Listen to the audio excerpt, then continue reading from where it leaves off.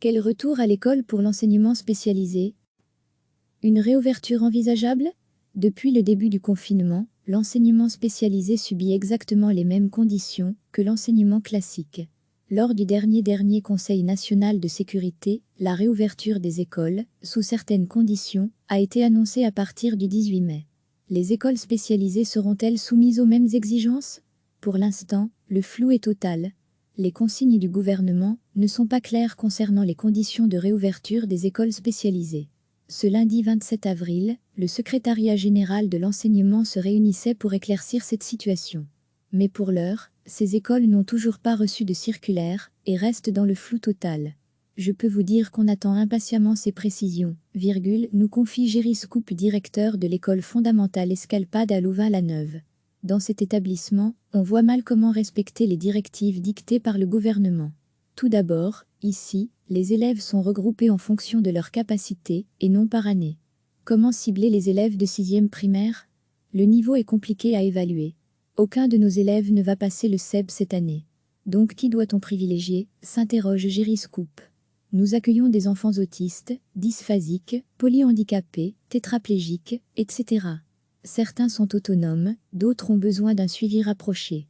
Ensuite, la proximité fait partie de leur quotidien. Elle est même essentielle au développement de certains élèves.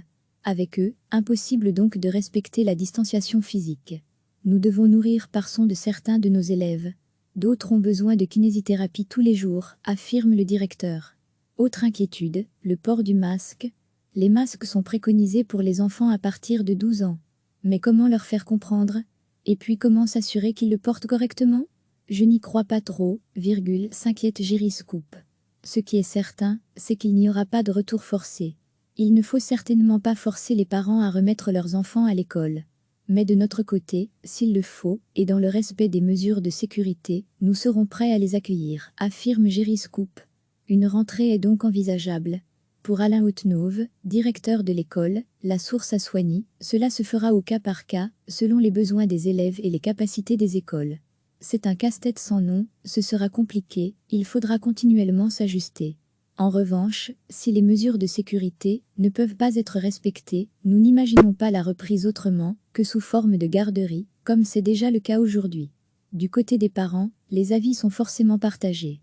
Certains craignent le retour à l'école, pour toutes les raisons déjà évoquées. D'autres sont plus optimistes. Jean-Claude Debay est le grand-père de Gabrielle, une élève polyhandicapée. On ressent son besoin de socialisation, son besoin d'être entouré de ses pairs.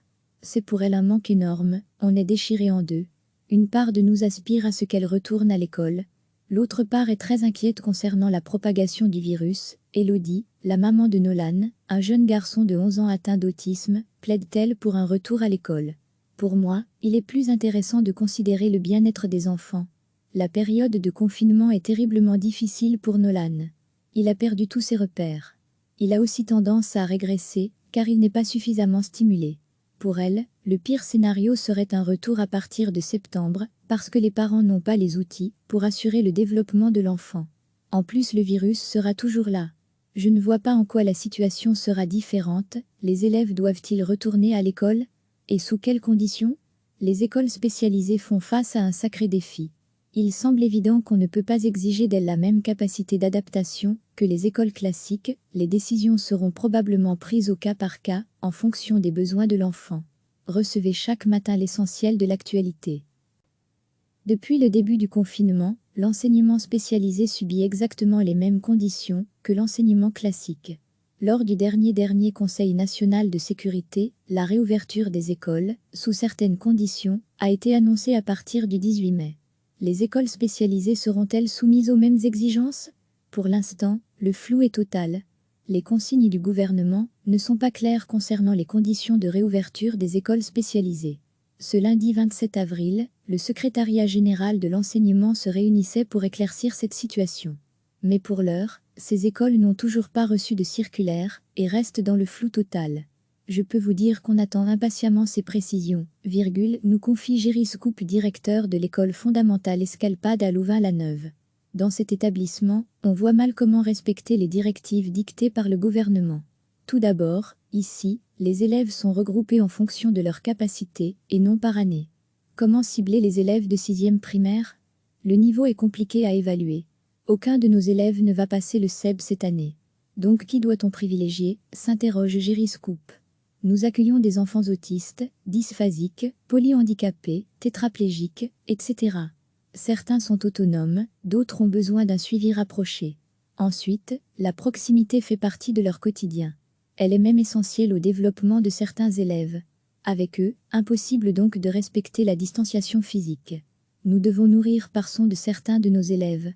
D'autres ont besoin de kinésithérapie tous les jours, affirme le directeur.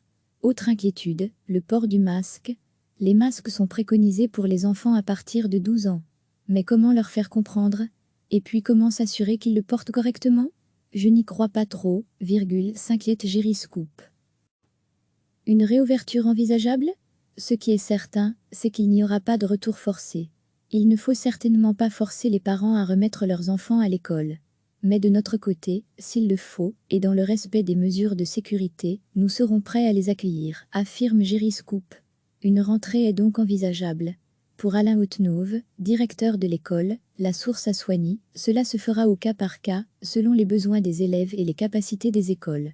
C'est un casse-tête sans nom, ce sera compliqué, il faudra continuellement s'ajuster.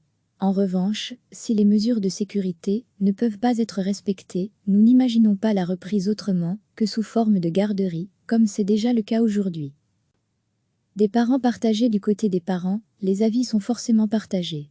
Certains craignent le retour à l'école, pour toutes les raisons déjà évoquées. D'autres sont plus optimistes. Jean-Claude Debay est le grand-père de Gabrielle, une élève polyhandicapée. On ressent son besoin de socialisation, son besoin d'être entouré de ses pairs. C'est pour elle un manque énorme, on est déchiré en deux. Une part de nous aspire à ce qu'elle retourne à l'école. L'autre part est très inquiète concernant la propagation du virus. Elodie, la maman de Nolan, un jeune garçon de 11 ans atteint d'autisme, plaide-t-elle pour un retour à l'école. Pour moi, il est plus intéressant de considérer le bien-être des enfants. La période de confinement est terriblement difficile pour Nolan. Il a perdu tous ses repères. Il a aussi tendance à régresser, car il n'est pas suffisamment stimulé.